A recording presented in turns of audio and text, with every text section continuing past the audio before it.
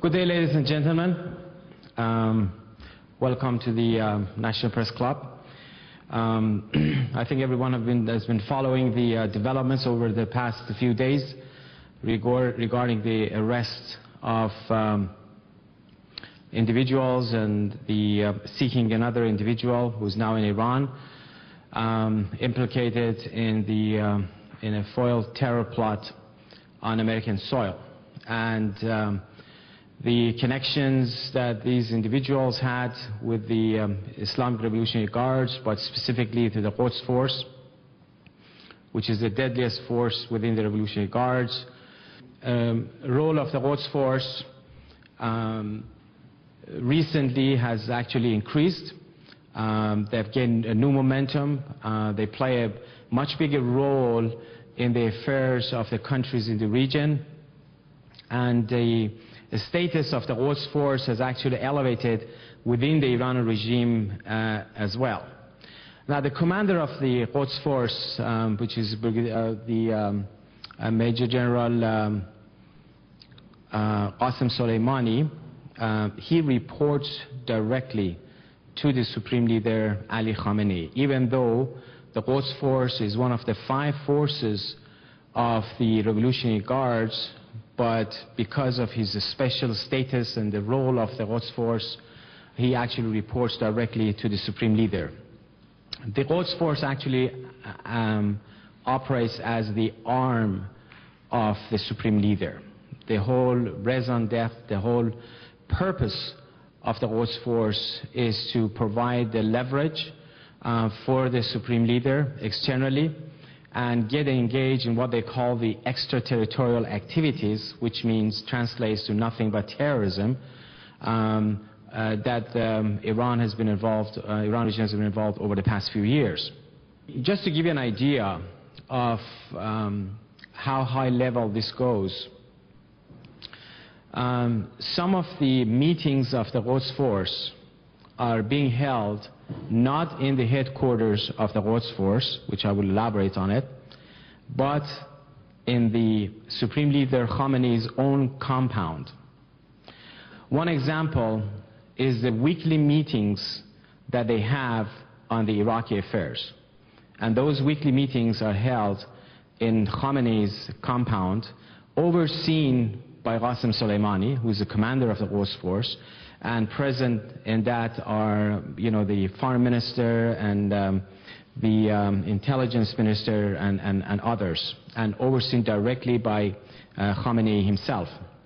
Qasem Soleimani, these are some of the pictures of the earlier times. He was appointed by Supreme Leader Khamenei as the commander of the Quds Force, succeeding Ahmad Vahidi, who is now the defense minister. He was just recently promoted to the highest rank within the IRGC, which is a major general, in January of this year in a special ceremony, promoted by Khamenei himself. The commander of a terrorist apparatus, the Quds Force, becomes one of the most senior officials of the regime. During the Syrian uprising, Soleimani personally made several trips to Syria this year, and he met with Bashar Assad, giving personal consultation and instructions on how to deal with the uprising in Syria, giving personal assurances of the Supreme Leader. He actually acts as the liaison between Khamenei and Bashar Assad, and providing the Syrians with all the facilities and resources that the Quds Force has for the Syrians.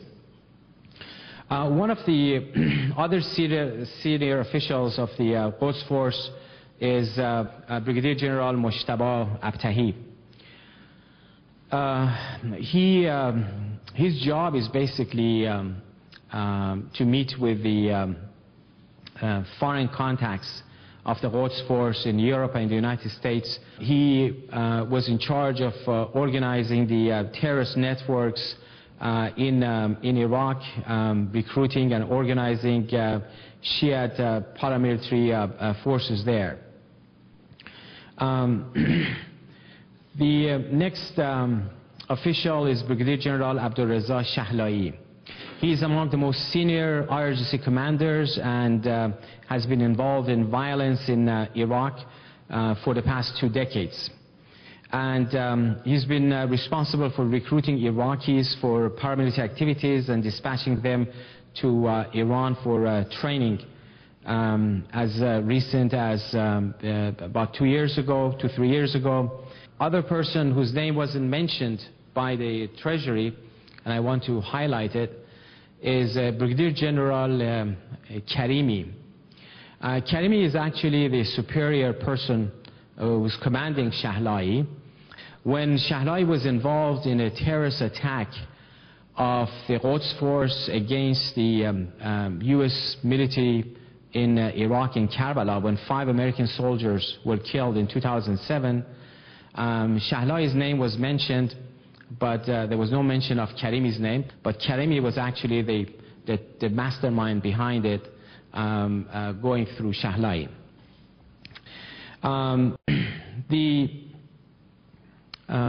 This is the headquarters of the Quds Force before.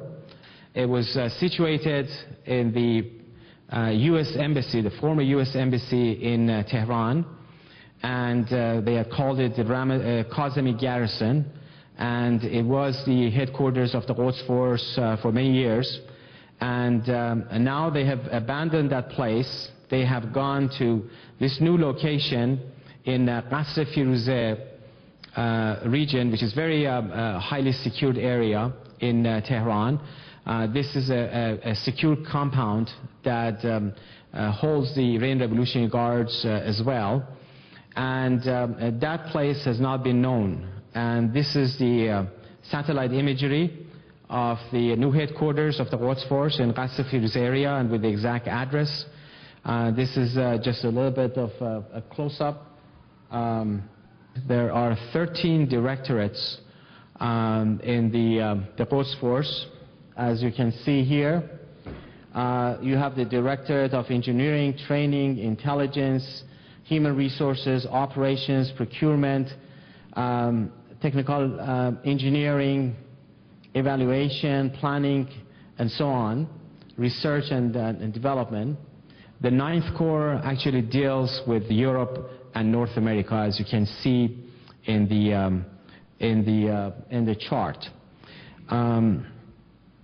Their job is exclusively Europe and North America, and given the sensitivity of the 9th Corps operations, there is extra counterintelligence safeguards related to this, and they have a separate office in Tehran that I have the address, the exact address of the headquarters of the 9th Corps in Tehran, in Pasdaran Avenue, in Gilan Avenue number 50, at the end of the Ladan Alley, which is actually a dead-end alley.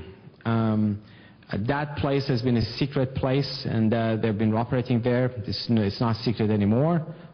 We just exposed it. Various centers that the Quds Force has. In recent years, they have been disguising these Quds Force centers under different names as headquarters for research and development, and sometimes universities.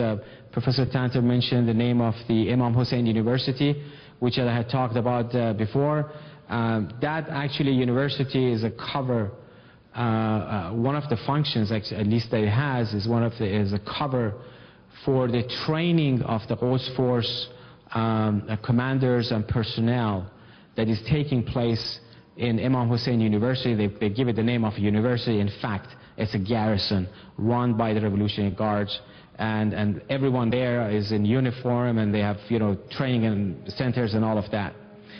Now, much has been said in the past few days about the decision-making process of the terrorist operations.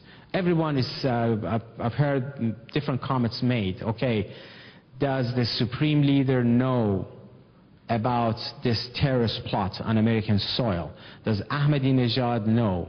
Does even Qasem Soleimani, who himself is the commander of the Quds Force, does he know that this operation was taking place or not? Now, let me elaborate a little bit more about that, because it's very disturbing to see some of the suggestions that has been made, as though we're talking about a very benign organization, you know, whose job is just to promote peace and education, and you just had some rogue elements who just went out of their way. Keep in mind that the Quds Force of the Revolutionary Guards was created about 20 years ago with only one purpose, that was to conduct terrorist activities. Their job in the past 20 years has been terrorism. That's why they were heavily involved in Iraq. They were behind every single terrorist operation that Iran was behind it. It was the Quds Force of the Revolutionary Guards. Second, Quds Force is a special force. It's not just, you know, some ragtag people getting together. This is relatively, in terms of numbers, is small, but the special forces very tight, and it acts as the arm of the supreme leader. It doesn't do anything except those that the supreme leader wants it to do. They have all kinds of other forces for other purposes. The Revolutionary Guards have 5 branches.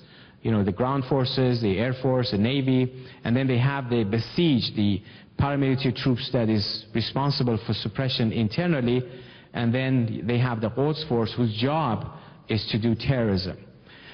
You have the commander of the Quds Force, Qasem Soleimani, who is one of the closest allies that Khamenei has ever had.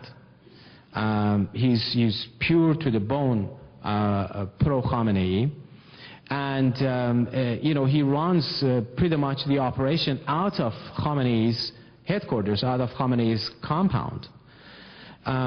Therefore, you know, there are no rogue elements operating in the Quds Force. This is the very tightly, well-trained, dedicated organization to the goals and objectives of the Supreme Leader Khamenei, and that's how they've been operating over the past few years. And most importantly, when you want to carry out a terrorist operation, it requires a good amount of coordination, resources of a state sponsor of terror, and ways to hide it, to facilitate it, and to get out of it.